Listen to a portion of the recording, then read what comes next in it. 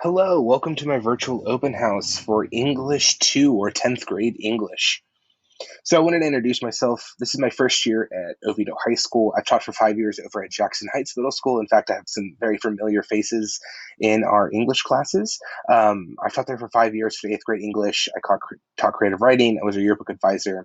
And at Oviedo High School, I teach our English, newspaper, and journalism one. So I come back from a background at UCF. I was a part of the Burnett Honors College. I was a TA in the Burnett Honors College program through our symposium classes. I have my BA in English creative writing. Um, I worked in our student journal, our literary journal, in the creative writing program, and I also did our honors in the major program.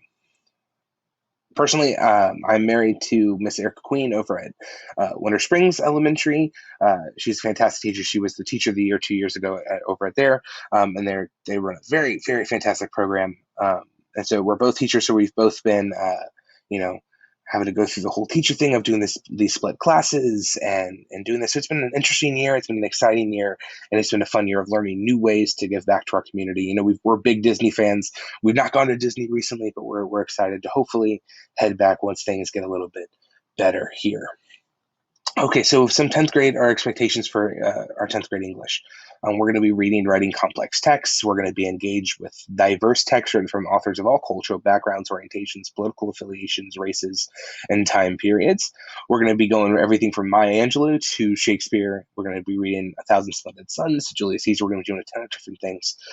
We're going to gain 21st century skill sets in a vibrant academic environment, and students are going to be taking ownership of their education and cultivate a sense of curiosity and creativity that will benefit them outside of their school life. Again, we're looking for things in a critical thinking lens to view the world. Okay, so actually, the students create rules for me. That's one of the first things we do in class. We talk about, and this has been my tradition for all 5 years of my teaching.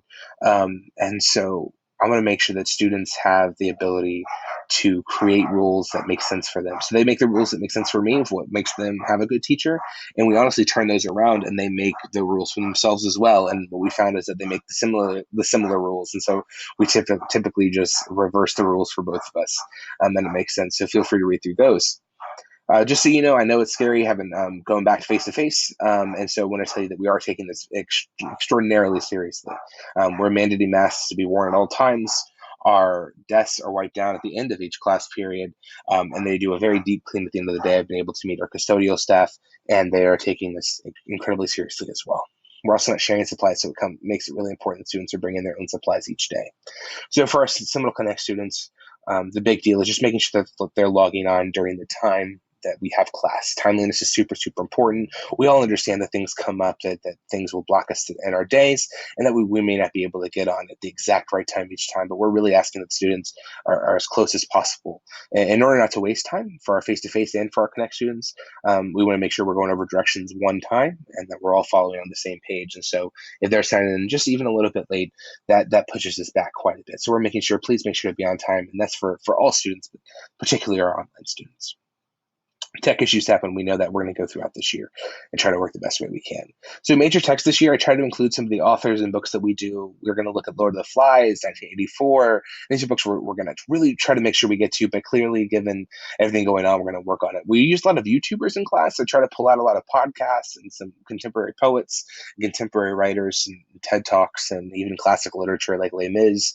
And like I said, Lord of the Flies and 1984, Julius Caesar. We look at the autobiography of Malcolm X, and currently we're looking at Nelson Mandela's writings and his life as well.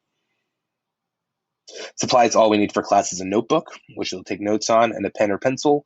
I ask that we don't use erasing because we talk about how mistakes are our best teachers, that we learn more from maybe messing up than we do from getting everything right. And so we don't want to erase those mistakes. We want to keep them on the page and show that we've grown from them.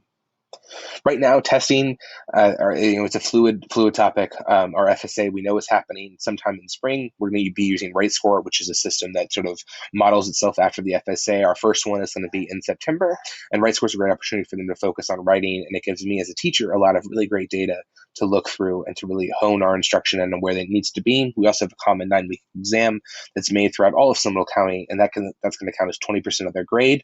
Half the exam is the common one that everyone uses, and then half of it is my exam from things that we've covered in class. If there's any ever time to contact me, please use my email. That's my preferred contact. As I'm new to the school, we're still getting